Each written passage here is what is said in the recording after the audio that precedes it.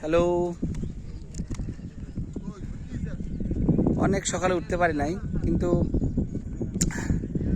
আস্তে আস্তে আমাদের 7টা প্রায় বেজে গেছে। কিন্তু আজকে আকাশ মেঘাচ্ছন্ন হওয়ার কারণে আসলে সূর্যটা আমরা ভালোভাবে ওঠা দেখতে পারলাম না। তারপরেও যতটুকু দেখা যায়, এই যে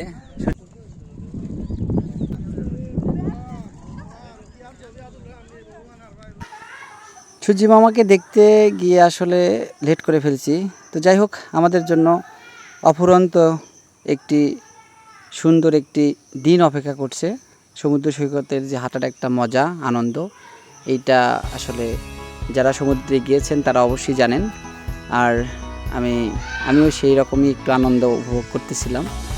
তো আনন্দ উপভোগ করতে করতে আমরা চলে এসেছি সেই সৈকতের যে কুয়াকাটার একটা বিখ্যাত, কিংবা বলতে পারেন একটা অন্যান্য সমুদ্র সৈকত থেকে যে অন্যরকম একটা দৃশ্য চোখে পড়ে, তা হলো এই গাছের ভাঙ্গা অংশ সমুদ্র সৈকতে পড়ে থাকে, এবং এই যে গাছের যে শিকড়ের মাধ্যমে বালুতে আটকায় থাকা যে গাছগুলো, তার যে সৌন্দর্য, সেটা আমরা এখন উপভোগ করব।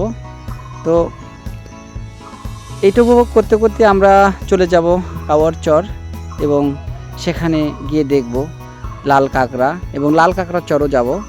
তো আমার সঙ্গে থাকলে অবশ্যই আপনারা কিন্তু দেখতে পারবেন। আমি নেক্সট ভিডিওতে আসতেছি এগুলো নিয়ে।